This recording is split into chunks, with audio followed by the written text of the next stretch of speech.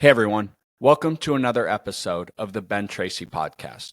On this show, I interview thought leaders, families impacted by online harms, and other people that I find interesting. The goal is to educate, motivate, and chart a new path forward through real stories and real conversations. Today's episode is one that every parent, educator, and school administrator needs to hear. I'm joined by Morgan Moore. She's a mother from Kansas who recently lost her son, Caleb Moore, at age 14 after he became a victim of social media sextortion. Morgan's going to share why she's here today, who her son Caleb was, and what we can all do to make sure that this never happens to another family. Morgan, thank you for being here today. Thanks for having me. Morgan, where I want to start, if you would, is just take some time to tell our listeners who Caleb was. Yeah, absolutely. Caleb was a joy. He was our oldest son and kind of the cornerstone of our family. He was a big kid. He was 6'4", and just a gentle soul. He loved sports. He played football, basketball. He was really excited about wrestling this year. He ran track. He had a lot of friends. He was super goofy and really mild mannered, so he got along with basically everybody.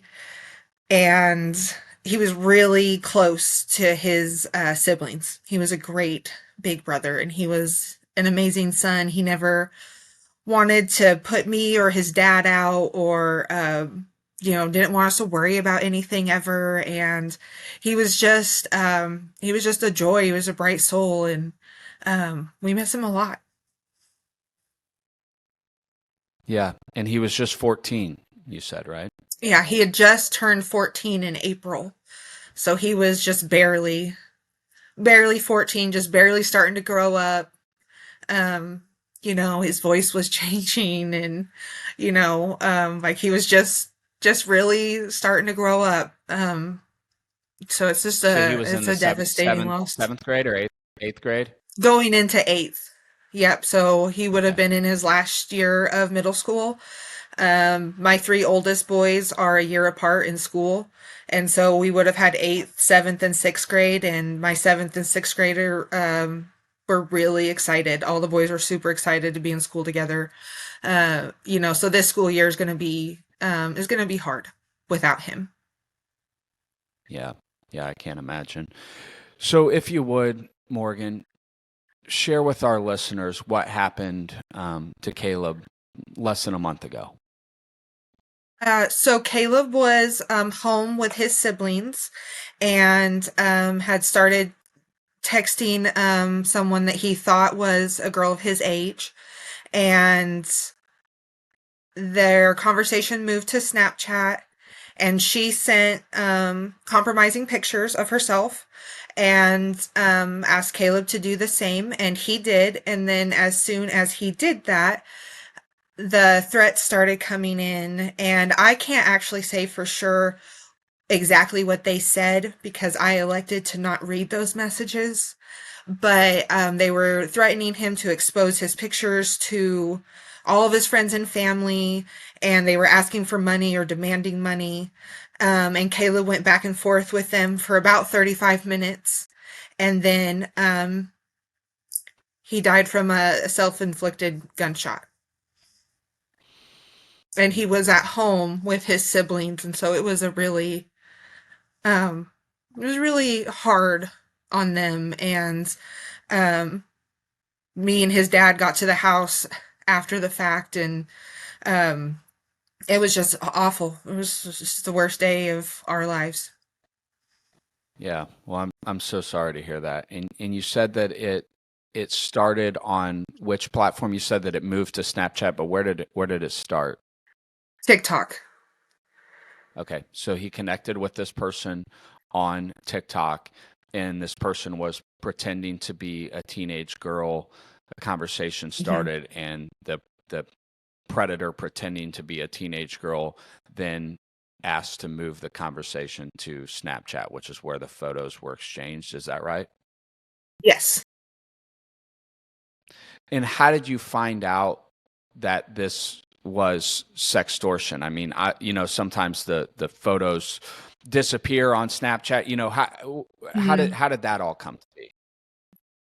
Caleb had his settings so that his messages didn't disappear right away. It was like a 24-hour span. And so when the Okay. police were there, they noticed his phone was in a weird spot. And so they took his phone as evidence and went through it. And that's what they found. And That was they your said there's local no police question. department that found that? Yeah. Yeah. And they Oh, that's currently are great. doing an investigation. Yeah.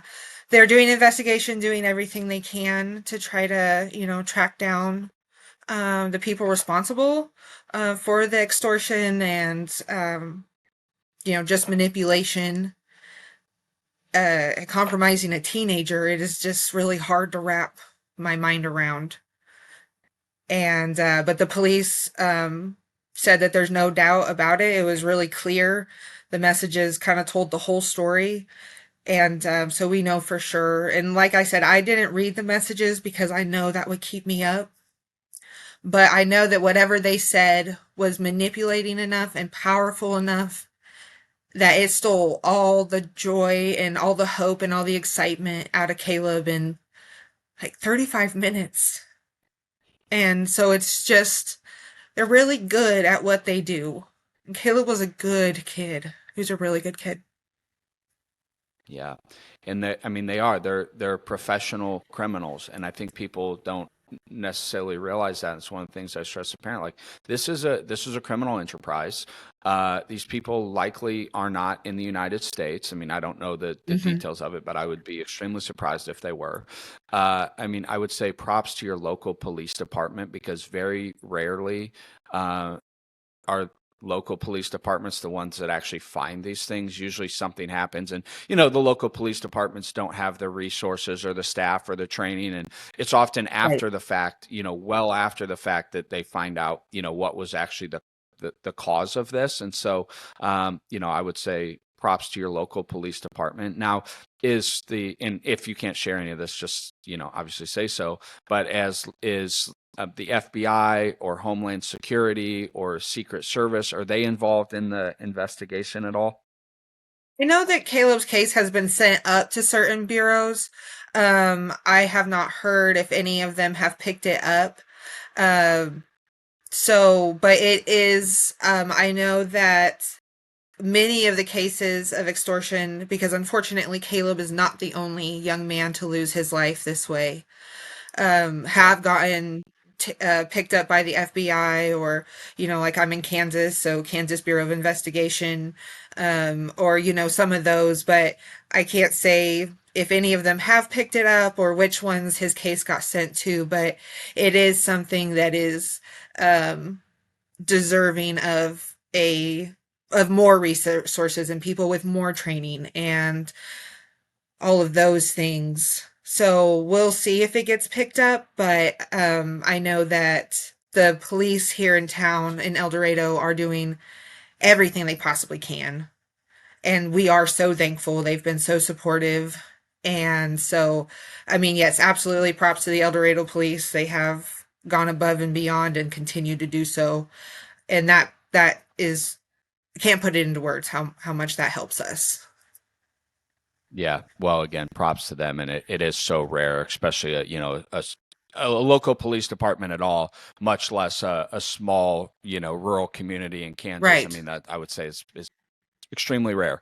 And so, good for them. And we will talk offline of maybe some other options, where I could help, connect with different law enforcement or something that could be helpful. Actually, the Secret Service, a lot of people don't know this, and I didn't. The Secret Service is involved in some of these investigations, because technically sextortion is a financial crime. And the Secret Service, I didn't know this, but was started to investigate counterfeit currency. And a Secret Service agent told me recently, we actually did a presentation, unfortunately, with a family who had lost a child in small town Missouri. And their name is Brad and Carrie Bettler. I know I tried to connect you with them. I'm not sure if Yeah. you've spoken with them yet or not, but anyway, they came up from the Secret Service came up from Dallas and did a presentation in their community. So maybe we can do something like that in El Dorado. But anyway, they were telling me that the Lincoln actually created the Secret Service on the day that he was assassinated, not to protect the president, but to investigate and stop counterfeit currency. And it wasn't until actually McKinley was assassinated that they started protecting the president. But anyway, that's all to say they're still involved in financial crime investigation, including sextortion. So they work with a group called the National Center for Missing and Exploited Children, NCMEC, and I'm sure you probably know some of this at this point. But just for our listeners, there are organizations, Evan's Voice, Do It for James Foundation, that families who lost children to sextortion, as well as NCMEC and other people who are trying to get this information out there. So if I can help in that way, I'd be happy to do it. Now, I guess my question, several questions, but one is, had you ever heard of sextortion before June 10th of 2025? Yeah, actually I have. I have a friend it happened to hit her son, but she was able to catch it because her son was trying to like get into some type of account or fund that he would get when he was 18, and so he was asking his mom all these questions about how he could possibly access it earlier, and so that alerted her that something was going on. And it was the exact same case, started out as this flirting, and then the girl sends pictures, or the girl, and then her son reciprocated that. Threats start coming in, but she was able to catch it, and this was years ago, probably 4 or 5 years ago. So I've actually known about it for a little while. And, I had the conversation with my kids about internet safety and to not talk to strangers, and kind of did what they tell you to do. But I really only had the conversation maybe the one time, or, because my kids really don't push boundaries like that. And Caleb certainly did not. Um, and so I had heard of it, but I just never, ever thought it would show up at my front door.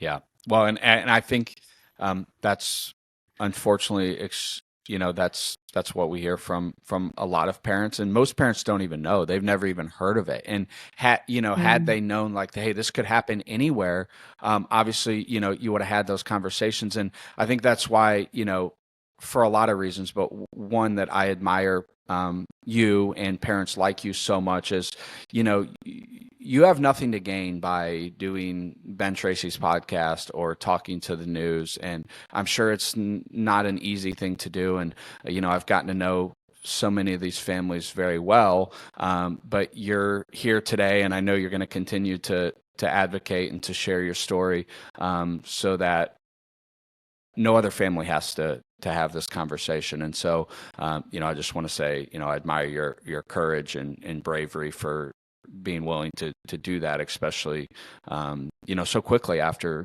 this happened.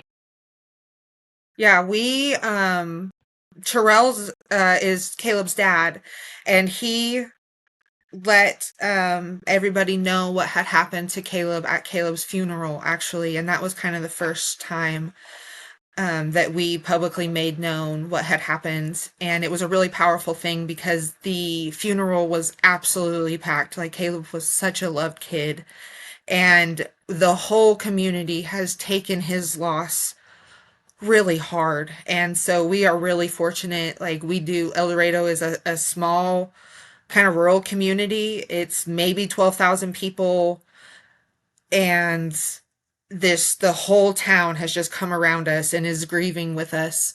And so a lot of the middle schoolers were there. The entire El Dorado football team came, and so they all got to hear that. um because one of the things that was really painful was word spreads really fast in a small town, especially. And so there were rumors and things, like, it didn't make any sense to anyone why Caleb would have, taken his life.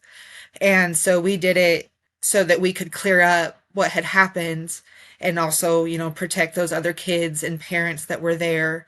So our community is safer. I think everybody in town knows, which is comforting to me because I cannot tell you what it is like to lose your oldest son, and I don't want anyone to go through that. And so we just kind of immediately decided that we were going to tell people what happened. And it has brought comfort to us doing that.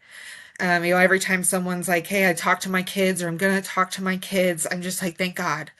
Because, I had the conversation with Caleb, but I didn't have a conversation like what to do if this happens. I just said, don't do it. It's bad news. People are out there to hurt you, but I did not tell him maybe exactly what to do if the situation arises. And I really believe that because Caleb knew that he was, breaking a rule or doing something he wasn't supposed to, that probably fueled part of his panic. And I don't like blame myself for that, but I just wish that I had more specifically addressed the issue and maybe what to do. Um, and that it is okay. I'm not going to be mad. I just need you to be safe. I need you to be here. And so being able to share with people kind of heals that part of me that I wish I would have been a little more clear with Caleb. Because in 35 minutes, I wasn't home. Terrell wasn't home. Uh, Caleb's stepmom wasn't home. And so, there was no way for us to catch his, change in demeanor if he had one or anything. And the lieutenant in charge of Caleb's case told us that there's usually a timeline on these situations, so the extorter will try to make it you like you have to get this done immediately. And for a lot of the families that have lost, their sons to this specific type of social media danger, it's within 24 hours. And so it's really hard for Yeah, parents to almost catch. Yeah, yeah, oh, like just and almost I everyone that I Caleb's know is the of. The quickest the one Bettler that I family in know of, Missouri. but hmm Yeah, I mean they're always very quick. The Bettler family in Missouri, which was a family that I mentioned earlier that I honored when I ran across the country. Theirs was 2 hours before, and another family I interviewed, his name was David Gonzalez from Utah, was 5 hours. James Woods in Ohio was like, I want to say 17 or 19 hours. And, I've read these messages and I mean, it's like there's this script that they follow. And it's like, the things that they're saying and they try to make it, they expedite the timeline and put just a maximum amount of pressure on these young boys. And it's like, kids who are, like Caleb, happy, laid back, normal kids. And like, we're not, there was no suicidal ideation prior to this. And then they just put maximum pressure. I mean, we've read some of the messages to some of these young men where they'll tell, the kids will say, hey, I'm thinking about harming myself, or one of the kids had sent a picture of the weapon, and they said, like, basically encouraged him to do it because he wasn't going to pay their. And I mean, that's the other thing I think people should know is, like, we're not talking about a lot of money here. Like, these kids don't have money, right? So, like, I mean, we're talking in most of these cases, what they're asking for is, usually between $100 and $1,000. It's not like right. large sums of money. And that's what's, we deal a lot with these like senior scams and stuff like that, where, sometimes a senior citizen will be scammed out of tens or hundreds of thousands of dollars. And then it's these young boys where, kids are dead over $200. And it's like, that's what's so infuriating about all of this. I mean, among Well, many things, but that's one of them. yeah, Caleb is among those sons that did send a picture of the weapon to the extortionists and was pleading with them to stop. And I really believe it's just, well, it has to be psychological warfare against children, and that doesn't make any sense to me. It is cruel and senseless, and it seems so intentional, because they take these young boys that are this perfect window of time and they use everything against them. They're just entering puberty. You kind of feel grown up, but you can't make a rash decision, or you only make rash decisions. And hormones are high and emotions, and so it's just a really targeted age group. They know exactly what they're doing and what they're saying, and it's happened enough times. They know what's going on. They know the end outcome is either a couple $100 or a loss of a life. And I can't really wrap my mind around it, especially with it happening to my son. Like, I see his pictures everywhere, and I don't understand, and I doubt that I ever will. But I know that we have to be having conversations, like a constant conversation with our kids. Um, because if Caleb had known it, everyone that I know who it's happened to, because I know some adults that have gotten sextortion, um, you Yep, me know, too. uh, threats and things like that.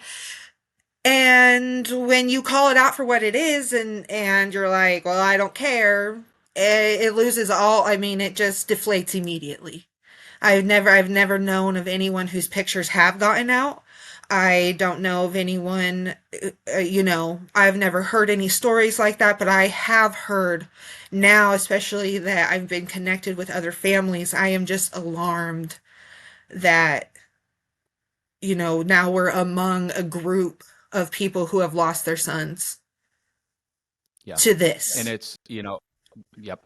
And there are thousands of families across the country who have lost children to various social media harms, including the sextortion. And I think the sextortion ones are probably talked about the least, right? And to your point, they prey upon all these vulnerabilities of teenage boys, and it creates this perfect storm of, it's an embarrassing photo, and they don't want to go to their parents, they don't want to have the phone taken away, all these different things that they prey upon.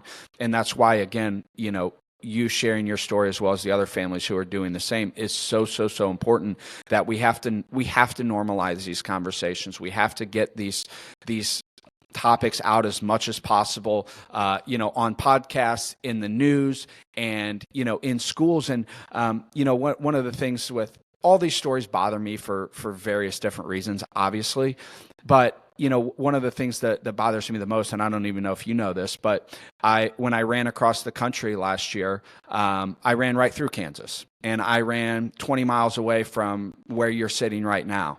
And, I spoke at schools along the way. I spoke in schools in, Dodge City, Kansas, and Garden City, Kansas. And, I ran through Newton and Florence and Strong City and all these little towns all the way through Kansas.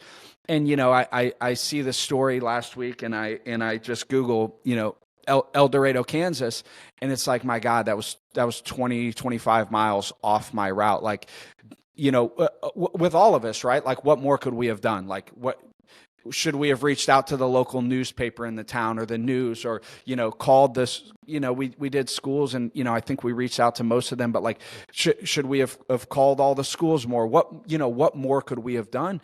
And that's what's hard for me, is like, I ran across the country. I spend 200 nights a year in hotels trying to get this message out when I'm not running across the country, and, doing presentations at schools and what have you. And it's like, it's the ones you miss, right? And so that's what motivates me to keep doing this work, as difficult as it is, continuing to have these conversations. I think it's so important, and that's why we're trying to normalize it, and put these stories out there into the public sphere as much as possible.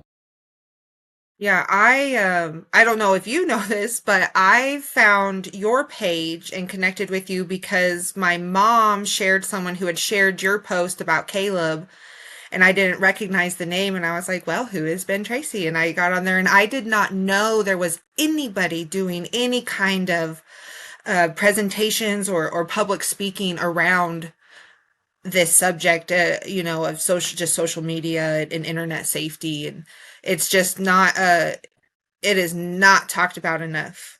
Um, Yeah, it's and not, it and is, we need to do better, right? All of us, and it's like, Mhm. we're creating more resources and bringing on other speakers, and trying every way possible. So I guess that's one question that I would have is like, what would you say to a school about addressing these topics within the school environment? Like, is that something, based on what you've experienced over the last month, is that something that you would advocate for? Oh, yes, absolutely. Because I just believe that if Caleb had known the truth about what was really going to happen, which is nothing, Yep. nothing would have happened if he had told us. But he didn't know that. So he believed all of these lies. And so I would honestly just start with, like, if this happens to you, it's okay. Your pictures will not get out. These people are lying. This is their motive. Start there. Because if we start with, hey, don't talk to strangers on the internet, and then our child, slips up and gets enticed by someone, lures them in, then there's this extra pressure because they don't want to disappoint you. Aside from the embarrassing picture, Caleb uh, rarely was in trouble. He followed the rules. He was a real responsible kid. And so I know my son, and I know that was something that he was like, "Oh, I don't want to disappoint mom and dad." And so just starting that conversation with, like, this is the reality of the situation. This is what these people are after. And this is why and how you remove the power from them, is with just being honest about it, and then explaining how it happens, how they lure you in, red flags, all of those things. And it just, I really believe that my day today would be so much different if my son had known. Yeah.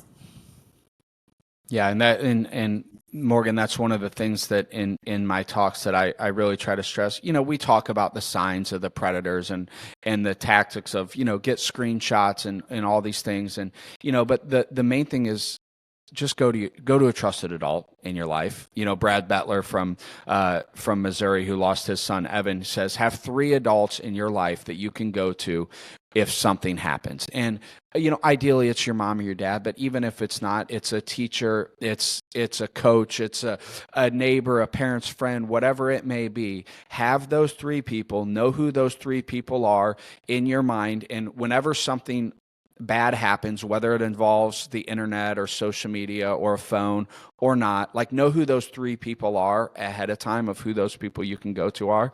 And that is what I stress so much is in my parent presentations, is like, what these kids need to hear is like, we love you, we care about you, and there's no mistake that you might make that we can't get through, that we won't walk through walk with you through.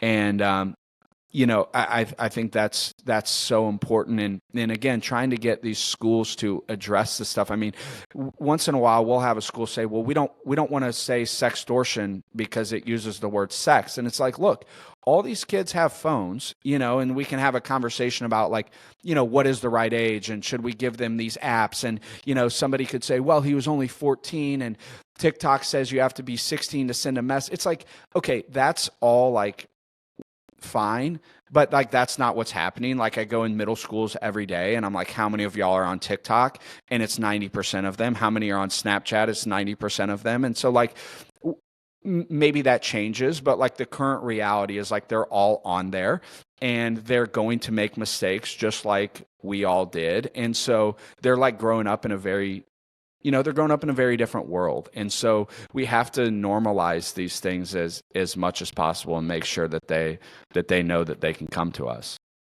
One thing that I've thought about a lot is like along those lines is, like people won't let their kids traipse around town anymore, because there's predators out there, and we're all very aware of that. And so that's something that we as parents are on top of, like have your phone. We track our kids with their phones, like, because that is has been so prevalent.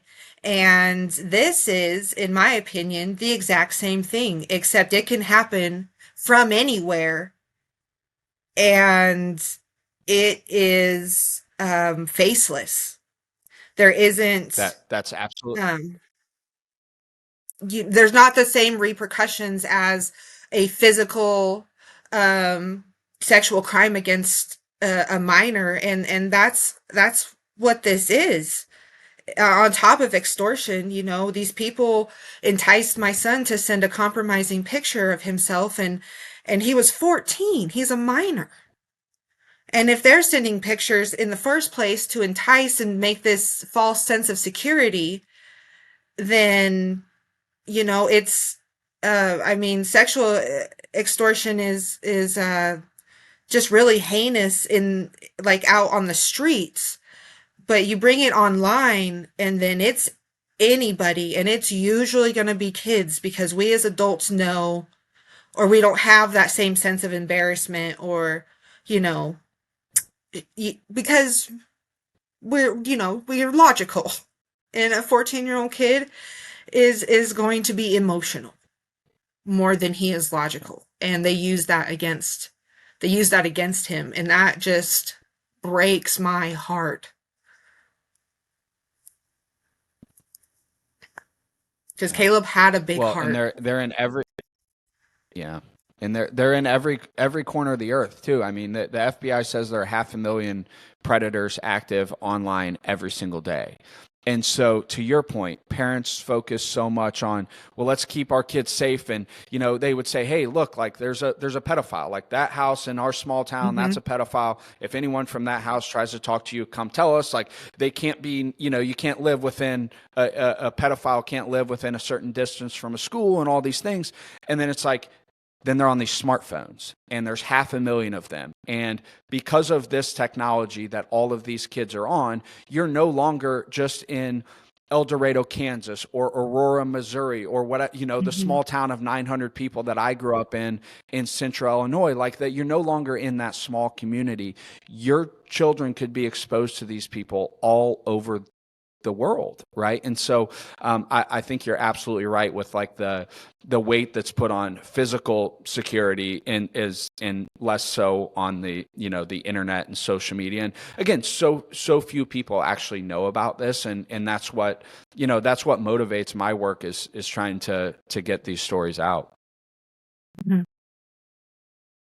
What would you say if, let's say there's a teenager who listens to this conversation, and he or she finds themselves in a situation where they've made a mistake, and they feel like they're in an irredeemable position. What would you say to that teenager? There are very, very, very few situations that are actually truly unredeemable. So few. I can't even actually think of one. And so if you've made a mistake, that's okay. But what's not okay is leaving your family. And, Hmm. so there is, I mean, at this point, your parents are going to thank you and be so thankful that you told them, because it is such an easy problem to fix. And I mean, obviously, these kids don't realize that. And so I would just, let them know that this is okay. This does not have to be anything more than essentially a really bad spam call. Um, and but it turns into just this mountain of a thing that ends up taking the lives of our children. And so I think that the biggest thing we can do to ensure that our kids do come to us, and someone who might be in the position that you're describing, is that they know that they don't truly have any power over you. and I just don't think kids realize that. And so that would be just the number one thing that I would stress really is the reality of who these people are, what they're doing, what they want, so that when it becomes less of this big deal, that child or my child can feel like, okay, this is going to be a little embarrassing, a little uncomfortable, but hey, mom, I'm getting these messages, I did this thing, and then we just take care of it. And it's over and it's done, and we have another conversation. And then we continue having conversations because this is what you have to do. I mean, I'm sure that every parent listening can say that they've had more than one conversation about stranger danger out in, the physical world. But I know that for me and probably other people, other parents, I kind of had like the one, like, hey, be careful. My kid's real responsible and really have to worry about. Caleb's had a phone for 4 years and we've never had any issues, so it just wasn't on my radar. And um, I have to be really careful not to let myself slip into some dark places of guilt and regret. But I know that I was just doing the best that I could with the information I had.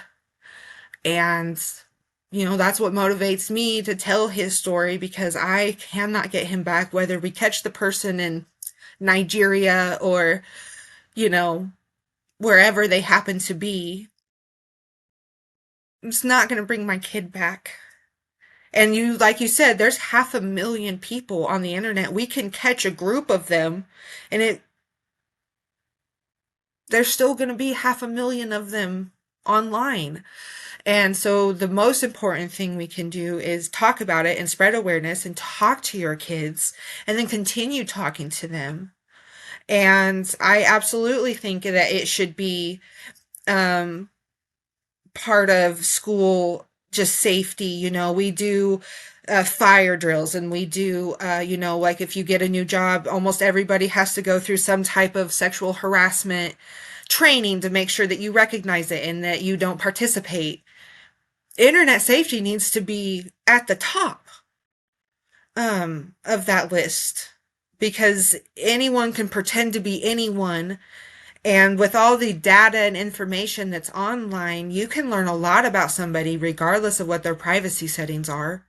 And these people will use that against your child as well. Yeah, they certainly do. I mean, I think all of that is so well said. And again, it's so commendable that you're willing to share this story, especially so quickly. I know I've said that several times, but I'm so touched by all these families that are willing to share it with me and with the world. And I think all of us in this space, none of us want to be here. I've said for a long time, like, I want to go do something else, to be honest, but these dangers are just keep getting worse and worse, and more of them, it seems like. And it is hard, right? Because you feel like, you're doing all the things, you're having the conversations, you're whatever role you play, you're doing all the things that to do or trained to do. And these things still happen, and that's the thing that I struggle with so much. And I just resonate with especially the stories like this, where it's like, just on a personal level, like, I grew up in a small town and played all the sports and, Midwest, and ran through your area. And it's like, man, there's something that I could have done, that we could have done, that I know you feel that. And certainly the principal of your son's school called me last week too. So I know he feels the same way of like, what more could we have done? What can we do moving forward? And so, tragically, we are where we are. And so, whether that's a talk in your community, whether it's Secret Service or law enforcement or the school, or continuing your advocacy, we're all going to do the best that we can to make sure that this doesn't happen to anyone else. And you're right, like, we could do all the right things and find some of these people, and there's still going to be hundreds of them out there. And so, and we should try and track them all down. Right. But these companies also have an obligation to remove these criminal actors from their platforms. And so I'm curious, like what would you say if you were having a conversation right now with the CEO of Snapchat or of TikTok, who knowingly allow these predators onto their platform? Like, yeah, same with could we get all of them off of there? No, that might not be a realistic. But Snapchat knows that there's 10,000. Snapchat gets, I mean, their own internal documents have shown this. They get 10,000 reports a month of sextortion. That's in an internal Snapchat email. And the response to that email from another employee was, well, that's actually probably a low number because, to your point, people are so embarrassed that they don't actually report it to Snapchat. But let's just say that it's 10,000 of those that they know about and they aren't doing a damn thing about it, to be totally frank. And often when these things happen, and thank God they are able to get the contents of Caleb's messages, but many times Snapchat will not even turn over the messages that they have in their possession. I'm close with a family who's from Santa Monica, California, which is where Snapchat is headquartered. And their son, his name was Sammy Chapman, got fentanyl unknowingly through Snapchat in the town that Snapchat is headquartered in. And they wouldn't turn over the Snapchat communications to the Santa Monica Police Department. I do know one So of the that's things like, holding up Caleb's case is exactly that. They sent search warrants to TikTok and Snapchat, and as far as I'm aware, the request has gone possibly unacknowledged. that was to both Snapchat and TikTok. Mm-hmm. Interesting. And I I wish I know could say that I was not surprised. having that is puts a lot of restrictions on what our local police department can do, and then also the agencies that Caleb's case has been referred to. And I don't know Yeah, they why can't do Snapchat is they allowed to do can't do that. anything with what they don't have. They shouldn't be. Right. They shouldn't be. I mean, that in a Um, way is, I mean, it's its own form of evil, not being willing to remove these people, but once something awful has happened, not doing everything possible within their power to help law enforcement track these people down. right. Yeah. I mean, if I was having a conversation with the CEO of Snapchat, I'm asking a lot of questions because honestly, I don't know what needs to be done about it. But you're the CEO of Snapchat, so you should probably figure it out. Like, let's hold off on making new filters every single day. And let's put some of those resources into finding a solution. And why are we not turning over these documents? Like, why are you not the first people to do what you can to track down the users of your program?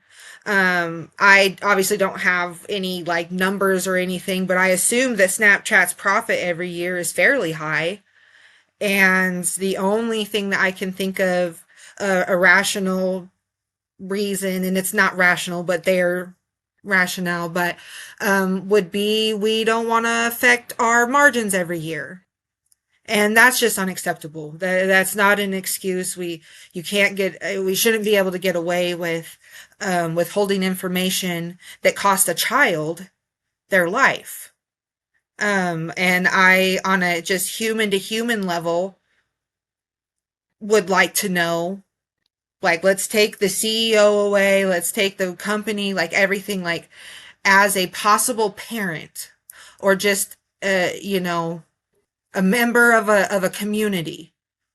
Why are you okay with this? And I mean, that's really the conversation I would have. I have more questions than I do ideas. But I am a direct support professional at a small company for adults with disabilities. I don't know how the internet works. I don't know what you should do about it. But somebody does. And they just maybe don't want to because we're making a lot of money or we're whatever Snapchat is doing. And it's just infuriating, and it's sad. It really is. And that they, the fact that they know that this stuff happens. I mean, Sammy's dad, his name's Sam Chapman, met with executives of Snapchat and proposed several solutions that would help keep their platform safe. And they ignored all of them, you know? And so that's what's so frustrating. And I think, we can connect offline about this, but, there are, some law firms that are representing these families in cases against these companies, specifically Snapchat and TikTok, I believe, as well. I believe New Mexico's attorney general has filed suit against Snapchat because they haven't properly warned their users about the dangers of sextortion. And so, these companies are obviously trying to protect their bottom line. That's the only, to your point, if there's a logical conclusion, that would be it.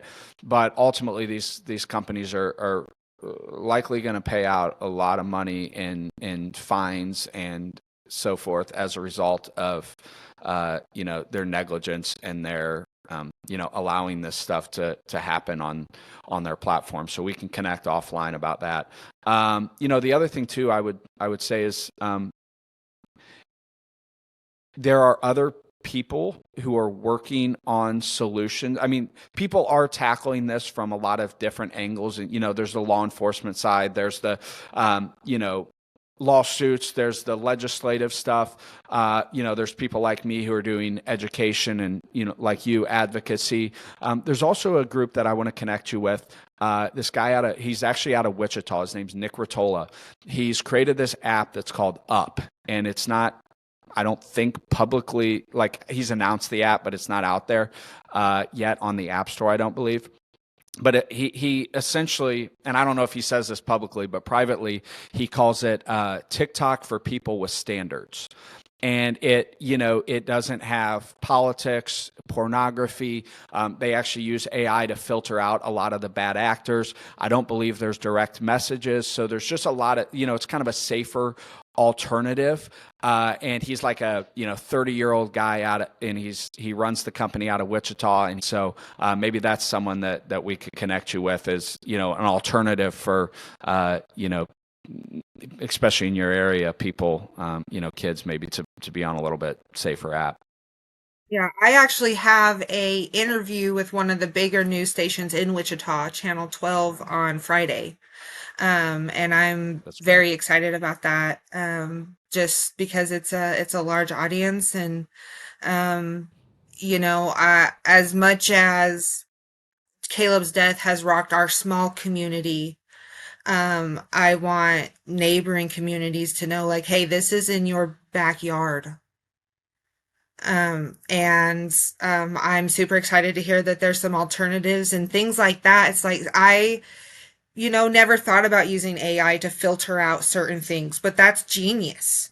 So, like, that's what I mean. Like, there are people who have ideas and know what to do. And Snapchat and TikTok and just these mammoth, shapeless entities, should be held responsible for doing that. We have legislature that prevents monopolies and prevents, taking advantage of your employees up to a certain extent, like the 8-hour workday. And we have all of these things that we've put into place to keep people safe or to promote business and yada, yada, yada. And I don't understand why we're not doing that for the internet, which is just this massively expanding entity that has no accountability and it answers to no one. And even the people in charge are like, we don't really know what to do. But we're making a lot of money, so we're just going to keep doing that. And it's just unacceptable. And so I think that it has to be addressed from multiple angles, because it's just such a massive, it's just this thing that it's like we started it and now it's just growing, growing, growing. And people are pouring in all these new ideas like AI and new Snapchat filters and all these different things. All of our resources are going to make the internet bigger and bigger, and we're neglecting to make it safe or to monitor it. And it's just going to take a lot of people going from a lot of different angles to try to kind of fence in this thing that is starting to swallow people whole. And it's gotten down to our children, and that is enough. It certainly is. And, again, I appreciate you so much for taking the time to have this conversation. This is going to go out to a lot of parents and a lot of school administrators. And so, I'll connect you with some people that I'm familiar with in Kansas. And, it's so frustrating, like I've spoken at Andover Public Schools, and I've spoken at Capon and Wichita. And, I was just out there. I went up to Great Bend and did a talk a couple months ago. And I met with Nick when I was in Wichita about his app. And it's like, and I think that's the thing that I struggle with the most. Like, you're trying to go everywhere and do everything. And, you still don't get the message in front of everyone. And, I so wish that I could have got my message and the stories of other kids and in front of Caleb, but I'm grateful that we can have this conversation now and, help other families avoid this tragic situation that you found yourself and your family in. And so is there anything else that we can do that, that you want to share? Like how can we help you, and we can talk about this if you prefer offline, but like how can we help moving forward? Right now we are, and me specifically, Caleb's dad has carried a lot of the weight of just the logistics of having to, bury your child and plan a funeral, and he really bore the weight of that. And so he's kind of like resting now, and it's given me a chance to kind of step up and advocate. And so there's this balance of wanting to get the word out and stuff, and then also just honoring Caleb within our community. So just if there are opportunities for me to come share my story or have a feature written or anything, I want to do that, because the only way to get people's attention that are up here and making a lot of money and doing a lot of things is to make a lot of noise. And there has to be this rumble and this discontent at individual level, at the blue collar level, that gets the attention of lawyers who can go and file these lawsuits, and then eventually the cost of fees and fines and lawyers is higher than it would be to implement some more security in your platform. And so that is just really my mission, is just to make as much noise as I can for as long as I can, because the reality is that eventually the news is going to move on, and like in our local area and things like that. And so, I'm just trying to, if there's any opportunity to share, like I want to, because that's my boy's legacy, and he deserves so much more. But I can give him that. Yeah. Well, God bless you for doing it. And like I said, we're going to get this message out to a lot of schools, including many of them in Kansas. And so hopefully they'll take you up on that offer to come share your story, your message, and we'll provide you certainly with resources that you can share, and other organizations who have great resources on, sextortion and online safety. And, I really hope that the schools or the press and, anyone else who comes across this conversation will take you up on it, because that is why you're sharing it. Is I know this isn't something, you don't want to be doing my podcast this morning, and none of us do, and I certainly don't want to be having this conversation, but we are where we are. And everyone, it seems like in this space, a lot of them call themselves accidental advocates. And so I again commend you so much for sharing your story, and I look forward to working together and getting this message out there any way we can.